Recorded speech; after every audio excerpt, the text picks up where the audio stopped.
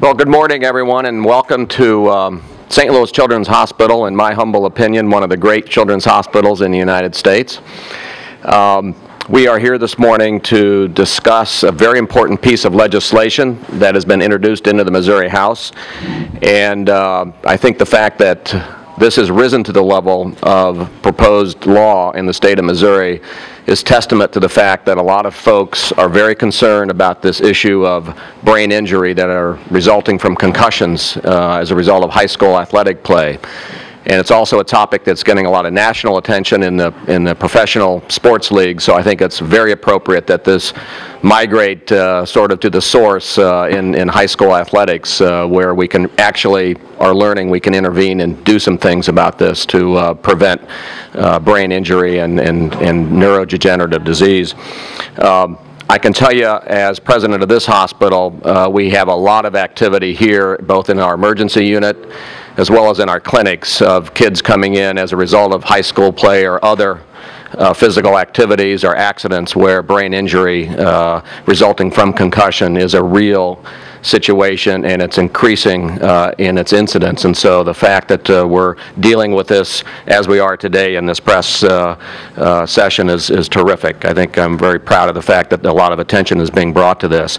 And I want to thank Representative Chuck Gatschenberger, who has taken the lead in the Missouri House, along with one of his colleagues, Jay Barnes, for introducing this and raising it to the level of attention in the Missouri House with his fellow legislators to try to enact this law and get some attention to this so that we can deal with it on a more constructive basis. So he has introduced House Bill 300, the High School Brain Injury Act, and I'm going to ask him to come up and describe why he's doing that and what this bill is about. Chuck is a two-term legislator from Lake St. Louis, and we're thrilled that he's here today. I understand that Jay Barnes couldn't make it in, but the two of them are going to be sponsoring this and important bill, and I've asked Chuck to give us a little bit of idea of what it's all about. So Chuck, please.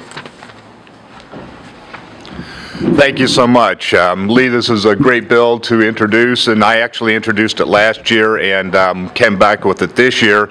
Jay couldn't be here today, but Jay is also a state representative from Jefferson City, and we'll be working closely on that. And I've got some prepared statements here for it. According to the Center for Disease Control, an estimated 3.8 million sports and recreational-related concussions occur in the United States every year. The Brain Trauma Center at the University of Pittsburgh estimates that the likelihood of suffering a concussion while playing a contact sport could be as high as 19% of the individuals per year. More than 62,000 concussions are sustained each year in high school contact sport. Studies have shown that children and teenagers are more likely than adults to have diffused injuries and prolonged brain swelling, leading to higher likelihood of secondary concussions, called secondary impact syndrome. Suffering a second concussion while still having symptoms from the previous concussion can lead to debilitating brain trauma. A second impact on top of an unhealed concussion causes blood vessels to fail and the brain to swell so violently that within days an athlete can end up in a wheelchair or dead. At least 32 high school and youth football players were killed by or made incomplete recoveries from head injuries from 2006 to 2009.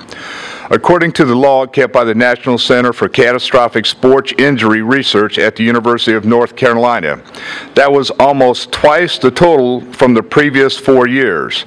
There are three widely established elements of success concussion management laws. These elements are informing and educating coaches, parents, and guardians and student athletes on concussion safety and management, and requiring them to sign a concussion information form. 2, remove student athletes who appear to have suffered a concussion from play and practice at the time of the suspected concussion.